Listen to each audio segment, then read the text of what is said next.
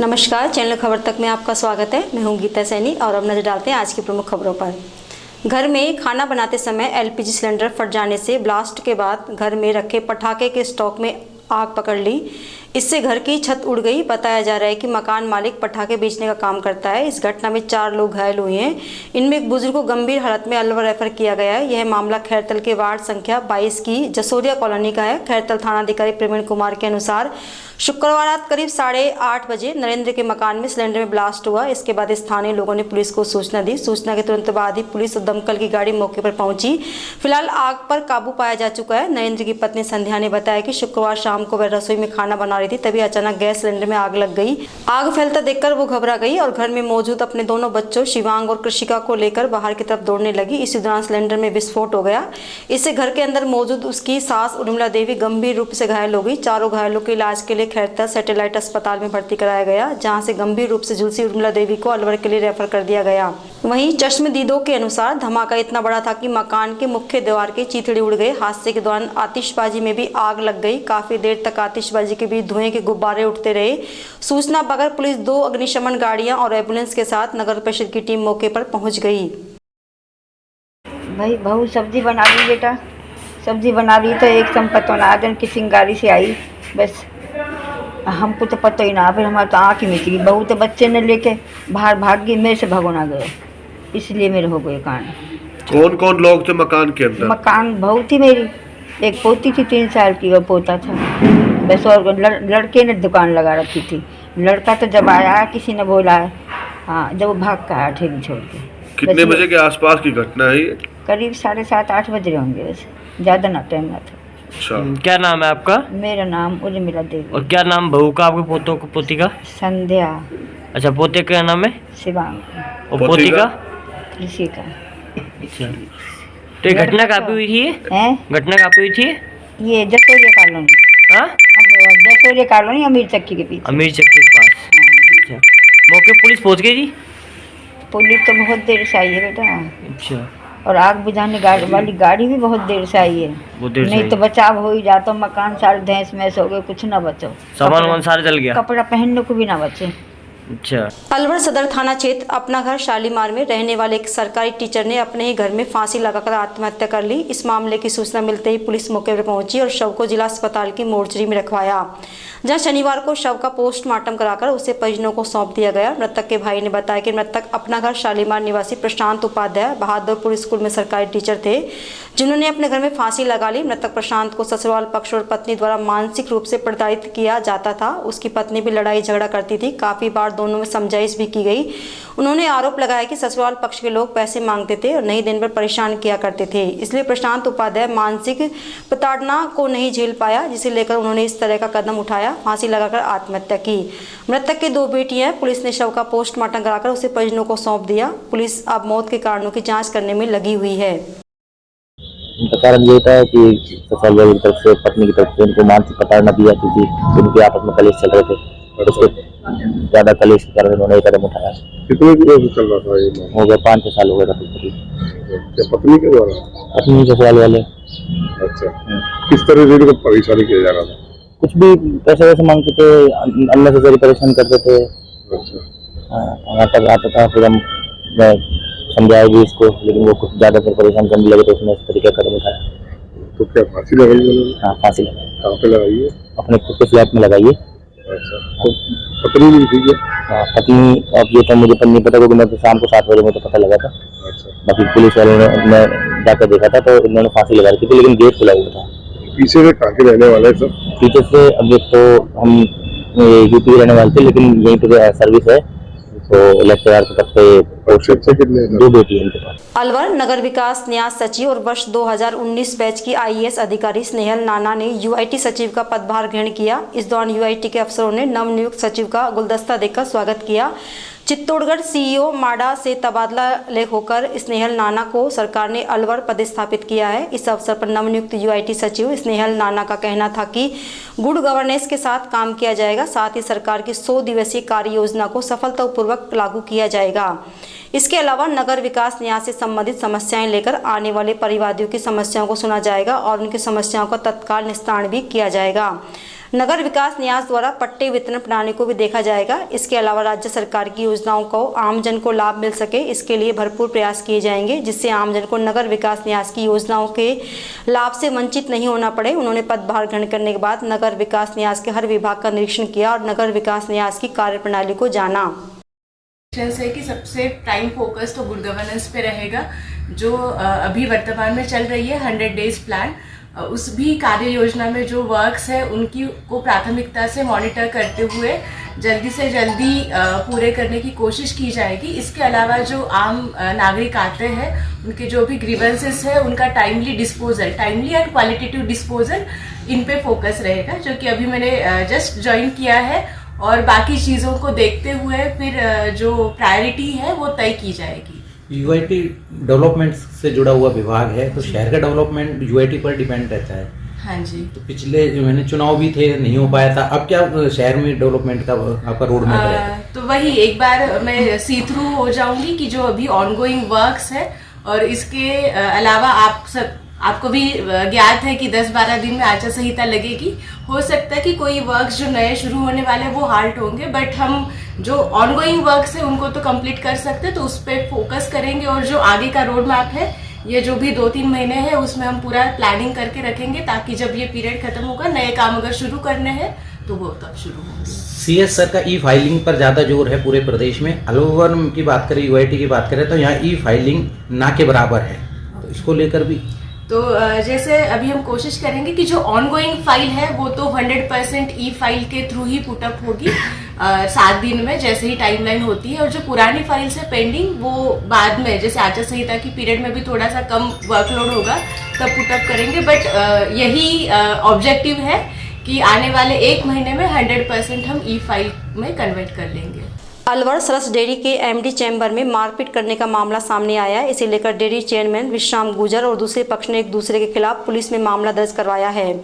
कठुमर के दौलपुर निवासी कैलाश चंद ने रिपोर्ट दर्ज कराई कि वह सरस डेयरी में भ्रष्टाचार के मामले से जुड़ी शिकायत करने के लिए एमडी के पास गए थे। उस दौरान नीलेश खंडेलवाल और रामफल गुजर भी मौजूद थे। इसी दौरान डेयरी चेयरमैन 4-5 लोगों के साथ आया और मारपीट करने लगा। उसने जान से मारने की धमकी भी दी। वहीं दूसरी तरफ डेयरी चेयरमैन ने मुकदमा दर्ज कराया कि रिपोर्ट में बताया कि कैलाश चंद और कुछ अन्य लोग डेयरी के एमडी और अन्य कर्मचारी को धमकाने में लगे थे। पता लगने पर वह भी मौके पर आ गए। तब कैलाश चंद ने मारपीट की और जान से मारने की धमकी दी। इसके फुटेज भी उपलब्ध हैं जो पुलिस के मांगने पर दिए जाएंगे।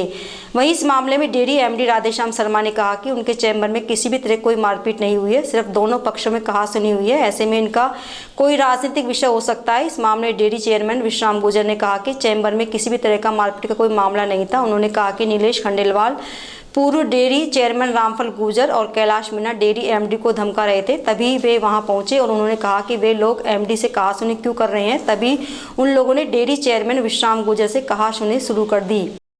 देखिए, जो बोर्ड के सदस्य जिन्होंने त्यागपत्र दे दिया था, उनमें से 3 सदस्य यहाँ आए थे। कोई जांच चल रही थी मुख्यालय से, इधर स्पेशल ऑडिटर के पास कोई रिपोर्ट आई थी कि साहब उसके फैक्चुअल्स भेजने हैं।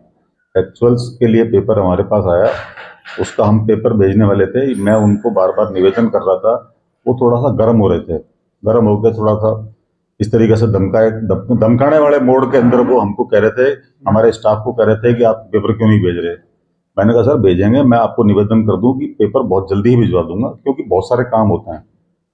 इतने में चेयरमैन साहब आ गए और उनके अंदर हॉट टॉक्स हुई है। मारपीट की जैसी बात जो सामने ऐसा कुछ भी नहीं हुआ है, उसका पूरा फुटेज है, कुछ भी नहीं हुआ है ऐसा। चेयरमैन से क्या विवाद हुआ उन लोगों का? हॉट टॉक आप लोगों से? राजनीतिक अब देखो हो सकता है, मैं नहीं कहता। नहीं, आप मौके पे थे, आपको आइडिया तो लगाओ किस बात पे चेयरमैन से किस बात पे विरोध था चेयरमैन को लेकर? SC वाला कुछ मामला नहीं, SC जैसा कुछ नहीं है। चेयरमैन साहब के जो विरोध की बात है वो खाली ये है कि भाई वो जांच चल रही है।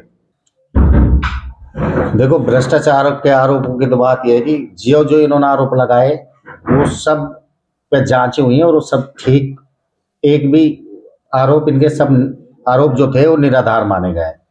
दूसरा, इन लोगों ने 7 लोगों ने इस्तीफा दे दिया। इनमें इस्तीफा देने के बाद ये कल 3 लोग एमडी साहब के पास यहाँ आए और एमडी साहब के पास आकर किसी जांच के माध्यम से एमडी साहब के ऊपर ये जो दबाव बढ़ा रहे थे, 2 अधिकारी नीचे और बैठा रखे थे, उन तीनों को ये जोर जोर से चिल्ला चिल्ला कर उनको धमका रहे थे। कौन 3 आदमी आए? 3 आदमी, नीलेश खंडेलवाल, रामफल गुजर चेयरमैन, पूर्व चेयरमैन जो है, और कैलासन मीणा, ये तीनों लोग यहाँ आए। आकर ये जो यहाँ जोर जोर से चिल्लाने लगे।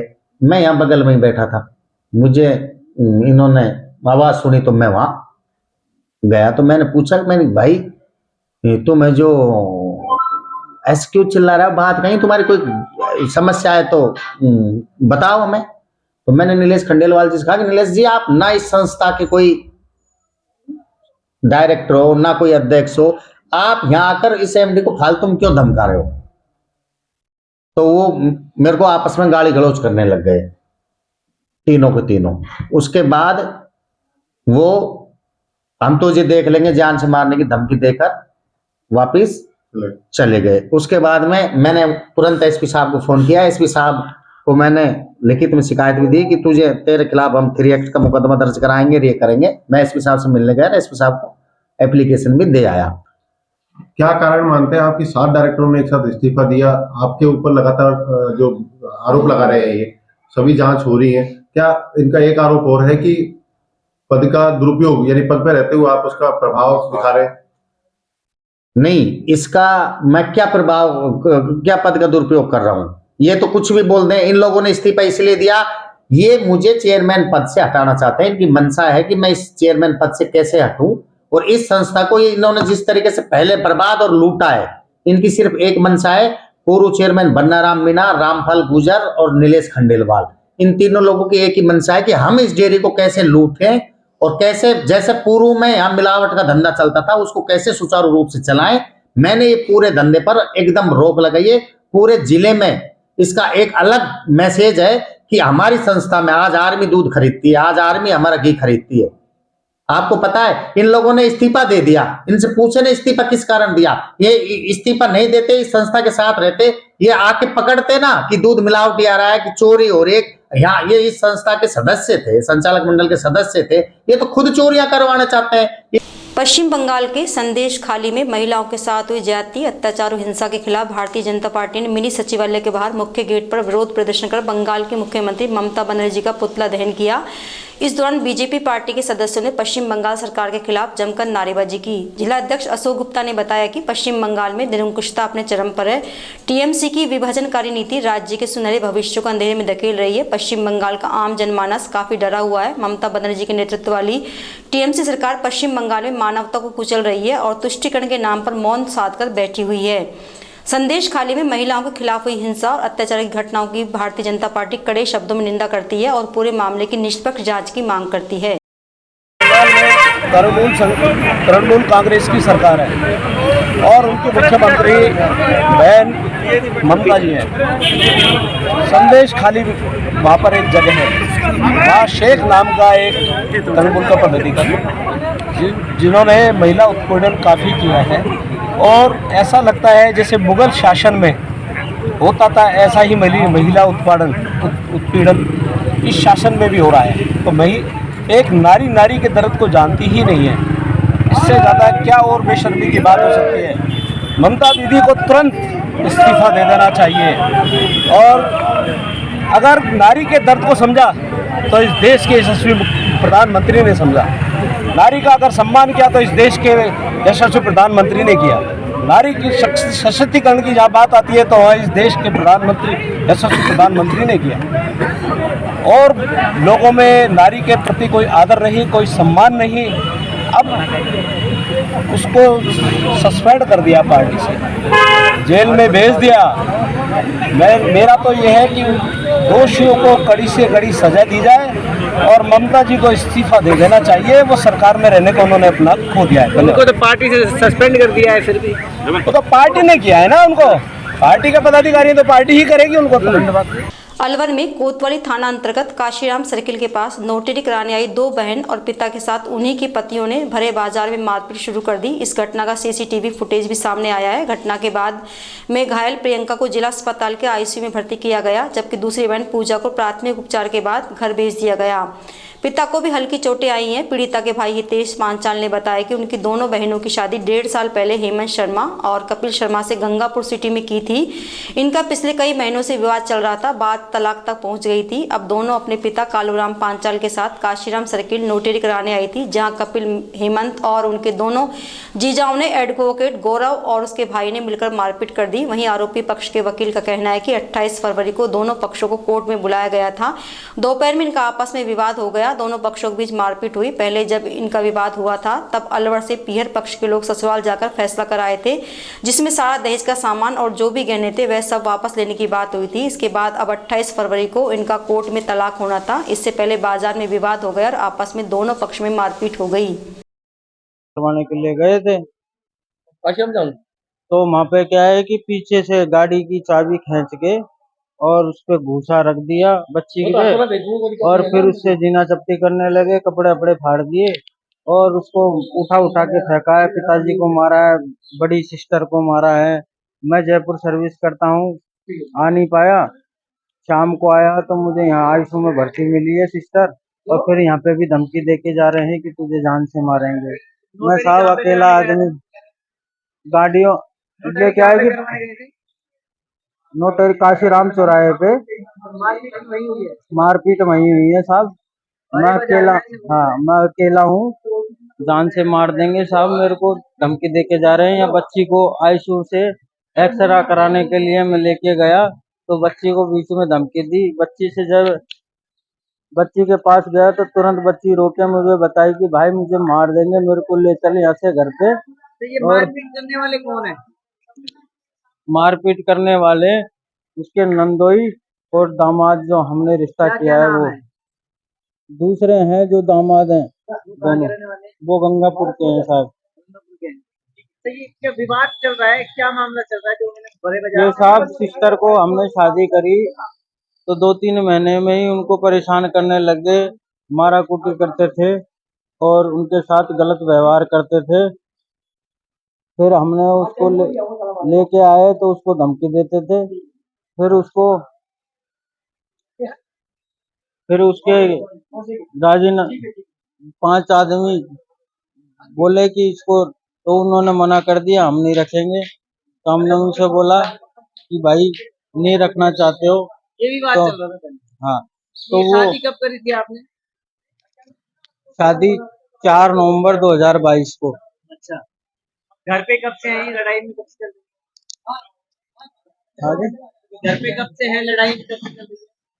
लड़ाई नहीं चल रही साहब, लड़ाई तो हुई नहीं है। काशीराम पे चौराहे पे धोखे से वार किया है इन्होंने, दोनों बच्चियों को और पिताजी को मारा है, बुजुर्ग आदमी को। सरिस्का के जंगल में इन दिनों पर्यटकों को जंगली जानवरों की विभिन्न गतिविधियां रोमांचित कर रही हैं। सरिस्का में टाइगर के आने से दहशत में आई बघेरे को पेड़ पर चढ़कर अपनी जान बचानी पड़ी। सरिस्का जंगल सफारी में जोन नंबर 1 में पर्यटकों ने एक अद्भुत और अजीब नज़ारा देखा, जिसे देखकर सब रोमांचित नजर आए। जोन नंबर 1 में सफारी के दौरान एक बेहतरीन दृश्य पर्यटकों की आंखों के सामने अचानक आ गया। सरिस्का क्षेत्र के सफारी के दौरान जब ST21 मेल टाइगर एवं ST9 फीमेल टाइगर्स के मौके पर पहुंचने पर एक बघेरा डरकर कांपते हुए पेड़ पर चढ़ने को मजबूर हो गया। इस दृश्य को पर्यटकों ने अपने मोबाइल में कैद किया और उसे सोशल मीडिया पर शेयर भी किया। जब इस स्थान से दोनों टाइगर विचरण करते हुए चले गए तब जाकर बघेरा नीचे उतरकर जंगल में चला गया। अलवर शहर में शिव कॉलोनी में महिलाओं ने मोबाइल टावर लगाने का विरोध किया। महिलाओं ने सड़क पर मानव श्रृंखला बनाकर रोड जाम कर दिया। जाम लगने के चलते मार्ग अवरुद्ध हो गया। इससे लोगों को आवाजाही में बड़ी परेशानी का सामना करना पड़ा। मामले को लेकर महिलाओं ने कहा कि उनके वार्ड क्षेत्र में मोबाइल टावर लगाया जा रहा है। टावर लगने से हानिकारक रेडिएशन से उनके स्वास्थ्य पर प्रतिकूल प्रभाव पड़ेगा, जिसका मोहल्लेवासी पिछले 2 महीने से विरोध करने में लगे हुए हैं। जिला प्रशासन, पुलिस प्रशासन और जनप्रतिनिधियों तक लोगों ने अपनी समस्या को रखा, लेकिन किसी ने ध्यान नहीं दिया। रात में टावर लगाने का कार्य चलता है। इस दौरान बड़ी संख्या में बाहरी लोग टावर लगाने आते हैं। अगर इसका विरोध करते हैं तो वे मारपीट और झगड़े पर उतारू हो जाते हैं। इस मामले की सूचना मिलते ही पुलिस प्रशासन मौके पर पहुंचा और महिलाओं से समझाइश जाम खुलवाने का प्रयास किया, लेकिन महिलाओं ने पुलिस प्रशासन से कहा कि क्षेत्र में लगे रहे मोबाइल टावर को बिल्कुल भी नहीं लगने दिया जाएगा, क्योंकि मोबाइल टावर अगर क्षेत्र में लगता है तो उससे निकलने वाले हानिकारक किरणों से लोगों के स्वास्थ्य पर विपरीत प्रभाव पड़ेगा।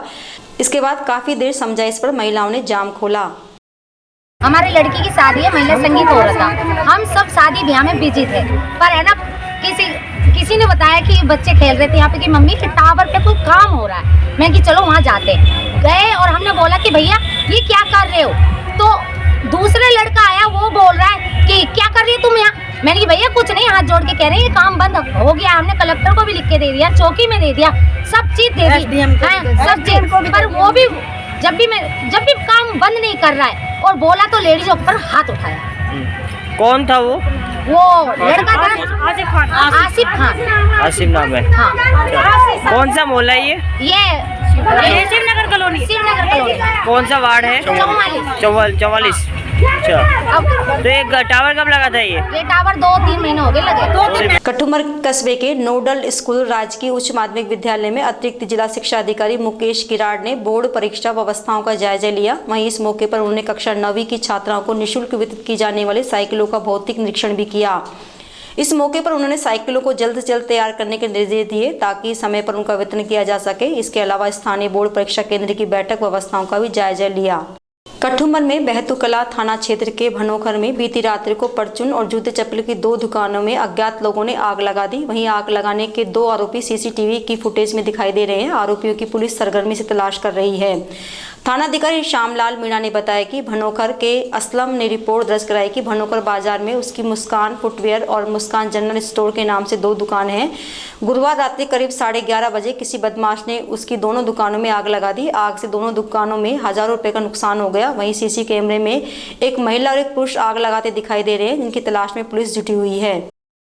रैणी उपखंड क्षेत्र की ग्राम पंचायत कीलपुरखेड़ा, सामुदायिक स्वास्थ्य केंद्र, एसडीओ कार्यालय, पंचायत समिति सहित पुलिस थाने का जिला कलेक्टर ने औचक निरीक्षण किया। इस दौरान उनके द्वारा व्यवस्थाओं में सुधार के लिए आवश्यक दिशा निर्देश दिए गए। इस दौरान पंचायत समिति रैणी कार्यालय की मनरेगा शाखा में एईएन अशोक कुमार शर्मा और लेखा सहायक योगेश कुमार शर्मा को तत्काल प्रभाव से निलंबित कर दिया। साथ ही अन्य संबंधित कार्मिकों के विरुद्ध विभागीय कार्रवाई प्रारंभ कर दी गई है। वहीं जिले की अन्य पंचायत समितियों में भी अनियमित भुगतान के संदर्भ में जांच प्रक्रियाधीन है। महात्मा गांधी नरेगा योजना अंतर्गत सामग्री मद में लंबित दायित्व के भुगतान हेतु पंचायत समिति आवंटित राशि ग्राम विकास एवं पंचायत राज विभाग द्वारा जारी समय सारणी अनुसार 20 फरवरी 2024 को अलवर जिले में भुगतान किया गया, जिस दौरान पंचायत समिति रैणी द्वारा नियम विरुद्ध 64 लाख रुपए का अनियमित भुगतान किया जाना पाया गया। कलेक्टर को इस दौरान एक इंतकाल पिछले 6 महीने से रैणी तहसीलदार कार्यालय में नहीं चढ़ाने का आरोप रैणी पटवारी के ऊपर तथा तहसीलदार कार्यालय में नरेश के ऊपर भी आरोप प्रकाश शर्मा ने लगाए।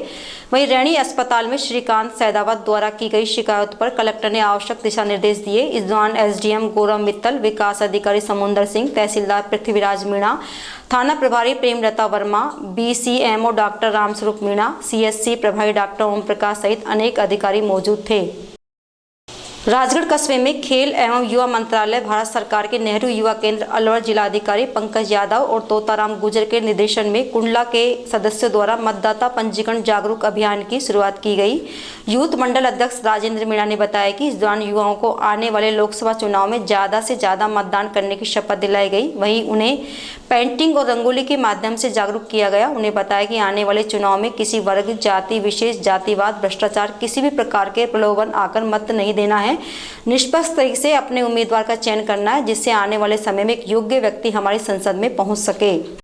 हमारे यूथ मंडल के सदस्यों के द्वारा मतदाता जागरूकता शपथ का आयोजन करवाया गया है, जिनमें सभी जो युवा साथी हैं उनको हमने शपथ दिलाई है कि आने वाले लोकसभा चुनाव में एक निरपक्ष होकर एक जाति विशेष या किसी भी प्रलोभन में आकर वोट ना करे, अपने निष्पक्ष तौर पर मतदान करे। इसके लिए ये हमने शपथ कार्यक्रम रखा है। रामगढ़ कस्बे में स्टेट बैंक के पास 18 फरवरी को दिन दहाड़े रंग पेंट की दुकान पर युवक ने चोरी की घटना को अंजाम दिया था। उसी समय दुकानदार दुकान के बाहर खड़ा होकर एक इलेक्ट्रॉनिक स्कूटी के सौदा करने की चर्चा कर रहा था। इसी का फायदा उठाकर अज्ञात युवक दुकान में घुस गया। जैसे ही उसे मौका मिला, युवक ने मुंह पर मास्क लगाया और घुटनों के बल आकर गौरव जैन के गले से 55,000 रुपये निकालकर फरार हो गया था। जब गौरव जैन ने गले में आकर देखा तो उसमें से पैसे गायब मिले। दुकान में लगे सीसीटीवी कैमरे में देखा तो सारी घटना का माजरा समझ में आ गया। इसके बाद पुलिस ने दी गई रिपोर्ट के आधार पर मुकदमा दर्ज कर लिया। वहीं पुलिस ने थानाधिकारी सवाई सिंह के नेतृत्व टीम का गठन कर सीसीटीवी फुटेज के आधार पर नकबजनी की घटना का खुलासा किया है। पुलिस ने घटना में शरीक विधि से संघर्षित किशोर को निरुद्ध किया है, जिसे कोर्ट में पेश कर बाल न्यायालय में भेज दिया गया। थाना अधिकारी सवाई सिंह ने बताया कि रंग पेंट की दुकान में हुई चोरी की घटना में एक बाल अपचारी को निरुद्ध किया है, जिसे कोर्ट में पेश कर बाल कारागार भेज दिया गया। 17 फरवरी 2024 को श्री गौरव जैन ने एक रिपोर्ट दर्ज कराई कि मेरी दुकान स्कूल के पास है। दिन में कोई अज्ञात लड़का चोरी कर ले गया, तो गले में पैसे रखे हुए थे 50,000 के समथिंग। तो उन्होंने किसी को देने की चेक किया तो पैसे गायब मिले। उन्होंने अपने सीसीटीवी कैमरे को चेक किया तो एक लड़का पैसे निकालता दिखाई दे रहा है। उन्होंने जो रिपोर्ट दी उसमें प्रकरण दर्ज किया गया। आसूचना एवं सीसीटीवी फुटेज के आधार पर उस किशोर जो बच्चा था उसकी पहचान की गई। कल पहचान करने के बाद अनुसंधान प्रकरण आजा में बच्चे को निरुद्ध किया गया। बानसूर कस्बे के ग्राम बास कर्णावत में शर्मा आदर्श सेकेंडरी स्कूल का 25वां वार्षिक उत्सव और प्रतिभा सम्मान समारोह का आयोजन किया गया। इस कार्यक्रम का शुभारंभ राम रतन दास फूटा जोड़ा ने मां सरस्वती के छायाचित्र के समक्ष दीप प्रज्वलित कर किया। इस मौके पर विद्यालय प्रबंधन समिति द्वारा सभी अतिथियों का माला और साफा बंधवाकर सम्मान किया गया। इस दौरान सांस्कृतिक कार्यक्रम की प्रस्तुतियां भी दी गई, जिसमें देशभक्ति से ओतप्रोत अनेक कार्यक्रम पेश किए गए। कार्यक्रम के अंत में निदेशक नरेश कुमार शर्मा ने अतिथियों का आभार व्यक्त किया। इस दौरान बड़ी संख्या में ग्रामीण और बच्चे मौजूद रहे। करौली जिले में आसमान में काले बादल छाए रहे, जहां सुबह से ही रुक रुक कर बारिश का दौर जारी रहा, जिससे ठंडी हवाओं से तापमान में भी गिरावट आई। मौसम के बदले मिजाज से लोगों की दिनचर्या भी प्रभावित हुई है। ग्रामीण क्षेत्रों में कटकट, बजेड़ा, लिलोटी, झरेड़ा, मनेमा ठंडी हवाओं से तापमान में गिरावट आई। इस बारिश से किसान चिंतित हो रहे हैं, क्योंकि काफ़ी जगहों पर गेहूं और सरसों की फसल को नुकसान हुआ है। देर रात फूलवाड़ा गांव में बिजली गिरने से ट्रांसफार्मर जलकर राख हो गया। इस बारिश से धरती पुत्र को खेतों में खड़ी अपनी फसल बचाने की चिंता सता रही है।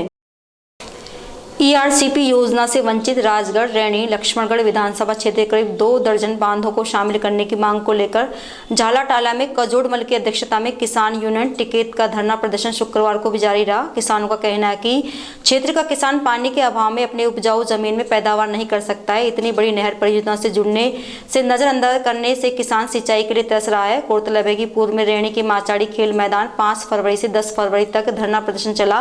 वह 11 फरवरी को महापंचायत के बाद किसान व जिला कलेक्टर के बीच हुई वार्ता में क्षेत्रीय बांधों को जोड़ने की सहमति पत्र की जानकारी महापंचायत में दी गई। इस दौरान झालाटाला सहित कई अन्य जगहों के बांधों का लिस्ट में शामिल करने से रह गए, जिसे लेकर चौथे दिन शुक्रवार को किसानों का धरना जारी रहा, जिसमें अनेक मांगे शामिल रही।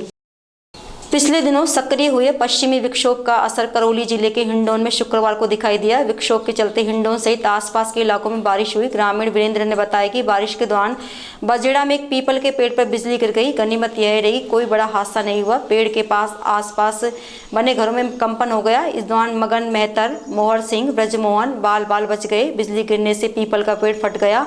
वहीं बारिश के बाद तेज हवा चलने से गेहूं की फसल भी गिर गई। अलवर के महिला अस्पताल में एक सनसनीखेज मामला सामने आया है, जहां अस्पताल प्रशासन की लापरवाही के चलते अस्पताल गेट के बाहर से एक मृत नवजात को आवारा श्वान उठाकर ले गए। घटना के बाद प्रसूता के परिजनों ने श्वान को पकड़ने का प्रयास किया, लेकिन श्वान नवजात के शव को लेकर भाग गए। इस मामले में अस्पताल प्रशासन की बड़ी लापरवाही का मामला सामने आया। अस्पताल प्रभारी डॉक्टर टेकचंद ने बताया कि तिजारा निवासी संतोष महिला अस्पताल में भर्ती हुई थी। उसके पेट में 4 से 5 महीने का नवजात मृत था, जिसका अबॉर्शन होना था। यह महिला वार्ड में भर्ती थी। इसके बाद शुक्रवार को अचानक महिला बिना बताए वार्ड से बाहर चली गई। बाद में जानकारी मिली कि महिला के अस्पताल के बाहर मृत बच्चा हुआ था। इस संबंध में अस्पताल में एम्बुलेंस चलाने वाले एम्बुलेंस कर्मी ने कहा कि महिला अपने परिजनों के साथ एम्बुलेंस में बैठकर किसी निजी अस्पताल में जा रही थी। जैसे ही वह एम्बुलेंस में बैठने लगी, तभी अचानक महिला ने मृत बच्चे को जन्म दिया। इसी दौरान अस्पताल में मौजूद श्वान मृत बच्चे को उठाकर ले गए। इस घटना ने जनाना अस्पताल प्रशासन में सवाल खड़ा कर दिए हैं। मेरी एम्बुलेंस वहाँ पे खड़ी थी, मैं सो रहा था, मेरे पास कॉल आया, भैया गाड़ी के पास आइए। मैं वहाँ पे गया था। मैंने जाके नहीं लेडीज प्रसूता को लेके बैठी हुई थी खिड़की के पास में। मैंने खिड़की खोली, वो उसको प्राइवेट में ले जाना चाहते थे। मैंने खिड़की खोली थी, उन्होंने जैसे ही पेशेंट को उठाया तो बच्चा नीचे निकल गया। हम लोगों ने इकट्ठा होकर नहीं आवाज़ लगाई अंदर स्ट्रेचर के लिए। स्ट्रेचर लेट आया था, इतने में उसको स्ट्रेचर पे लेडीज को ले जाने के बाद में बच्चा को कुत्ता ले गया था। कहाँ से ले गया कुत्ता? ये हॉस्पिटल के मेन गेट के सामने की बात है। किधर की तरफ लेके गया है? ये बाहर की तरफ गया था, कटला वाले गेट की तरफ निकला हुआ था। अच्छा, मुंह में भर के ले गया? मुंह में भर के ले गया था। अच्छा, कितने महीने का बच्चा था, क्या था? लगभग 4-5 महीने का था बच्चा। भ्रूण था 4-5 महीने का। भ्रूण था 4-5 महीने का था लगभग। देखो एक पेशेंट यहाँ भर्ती हुई थी 28 तारीख को, और ये इसके जब आई थी तो इसके 4.5-5 महीने के आसपास मरा हुआ बच्चा पेट में था। उसको अबॉर्शन के लिए रखा हुआ था। जब बच्चा मरा हुआ था तो अबॉर्ट कराना था, और सारा ट्रीटमेंट आराम से चल रहा था। लेकिन कल शाम को, कल मतलब करीब 11 बजे के आसपास पेशेंट खुद ही यहाँ से छोड़ के चली गई थी, जबकि उसको पेन भी आ रहे थे। और स्टाफ ने जब उसको नोटिस किया कि भाई पेशेंट नहीं है, तो उसको नॉट आउट बेड भी शो कर दिया था। उसके बाद पेशेंट कहाँ गई इसका कोई मालूम नहीं है। जो चिकित्सालय के बिल्कुल बाहर की घटना बताई जा रही है, क्या वो चिकित्सालय के बाहर तो बहुत सारे लोग घूम रहे होते हैं, और वो हमारे पास एडमिट नहीं थी उस समय, क्योंकि पेशेंट ऑन बेड नहीं थी। हाँ, जब चिकित्सा स्टाफ को मालूम चला कि बाहर कोई ऐसी पेशेंट है जिसको अभी उसने कोई अबॉर्टस हुआ है या उसको अबॉर्शन हुआ है, जैसे ही मालूम चला तो उसको दोबारा से एडमिट करके और अस्पताल में ले लिया। सर, पूरा घटना कैंपस की ही बताई जा रही है, मेन सड़क की नहीं है, कैंपस की घटना है। क्या गार्डों को अलर्ट किया जाएगा यहाँ इस तरह के आवारा गार्ड हमेशा हमारे अलर्ट रहते हैं, और वो आ रही होगी या तो लौट के कहीं गई होगी तो उस समय हुआ होगा। और इसके लिए घटना नहीं हो उसके लिए निश्चित रूप से हमें अलर्ट पहली बात तो रहते ही है, और अलर्ट करने के लिए उनको निर्देश दिए जाएंगे। सर, नहीं जैसे कि डॉग ले जाने का मामला जो है इस तरह का आ रहा है सामने, बच्चे को भ्रूण को डॉग ले जाने संबंधित मुझे कोई जानकारी नहीं है। सीसीटीवी की जांच कराई आपने अभी या नहीं, सीसीटीवी की जांच नहीं कराई, क्योंकि कोई बच्चा कोई संपूर्ण बच्चा था नहीं जिसके बारे में अपन ठीक अबॉर्टस था। अबॉर्टस मतलब कोई 4.5 महीने का बच्चा था जो अबॉर्टस था, वो एक भ्रूण कह सकते हैं उसको, और वो क्षति होगा जहाँ तक। अलवर शहर से खाटू नरेश के दर्शनों के लिए भक्तों की पैदल यात्रा खाटू धाम रिंगस के लिए रवाना हुई। इस पद यात्रा के लिए शाम भक्तों ने जगह जगह पानी और भोजन की व्यवस्था की। इसके बाद शहर के परशुराम सर्किल स्थित मंदिर से यह पद यात्रा डीजे की धुन और शाम गीतों पर रवाना हुई। इस यात्रा में 150 से अधिक शाम प्रेमी महिला पुरुष शामिल रहे। ये सभी शाम प्रेमी नाचते गाते हुए 5 मार्च को खाटू धाम पहुंचेंगे। शाम भक्त कमल सिंह नरुका ने जानकारी देते हुए बताया कि अलवर से खाटू धाम तक शाम भक्तों की ओर से जलपान में भोजन की व्यवस्था की गई। इस यात्रा में उमरैण प्रधान महेश सैनी और सरपंच गब्बर सैनी ने हरी झंडी दिखाकर रवाना किया। ये जानकारी श्री राधे कृष्ण मित्र मंडल के सदस्यों द्वारा दी गई। पद यात्रा के दौरान अनिल सैनी, भानु शर्मा, गोविंद शर्मा, राजकुमार शर्मा, राजू सैनी, कमल सिंह नरुका, पंकज शर्मा, नवल सैनी, राजू मीणा, मनोहर लाल गुप्ता, भानु शर्मा सहित सैकड़ों की संख्या में शाम में भक्त मौजूद रहे। अलवर शहर में बाबू सोबराम कला महाविद्यालय गेट के बाहर बिजली के पोल पर चढ़कर पेड़ की टहनी हटाते समय ठेके पर कार्यरत कर्मचारी नीचे गिर गया, जिससे वह गंभीर रूप से घायल हो गया, जिसे अन्य साथियों द्वारा जिला अस्पताल पहुंचाया गया, जहां कर्मचारी का इलाज जारी है। घायल श्रमिक के भाई सुरेश ने बताया कि सालपुरी निवासी कैलाश करीब 5 साल से बिजली विभाग में ठेकेदार के पास कार्य कर रहा है। शनिवार को कैलाश बाबू सोबराम कला महाविद्यालय गेट के बाहर विद्युत पोल पर चढ़कर पेड़ की टहनी हटा रहा था। इस दौरान वह पोल से नीचे गिर गया, जिससे वह गंभीर रूप से घायल हो गया। इसके बाद मौके पर पहुंचे बिजली विभाग के अधिकारी और ठेकेदार ने घटना की जानकारी ली। पावर हाउस में लगा, कितने साल से काम कर रहे हैं? इसको तो कई साल हो गए, 6-7 साल करीब। बच्चे वगैरह 2 बच्चे यहाँ पे काम करते थे। काम करते थे, ये पावर हाउस में लग रहा नहीं डीजल पे। अब क्या सूचना मिली थी आपको? सूचना मेरे को कोई गांव वाले ने फोन किया है, उसने किया तेरा भाई गिर गया उससे खम्भे से, फिर मैं तुरंत आया। ऑफिसर का काम कर रहा है कैलाश चंद साल की। कितने दिनों से 5-6 साल हो गए। आज समाचारों में इतना ही। दीजिए मुझे मेरी टीम को इजाजत। नमस्कार।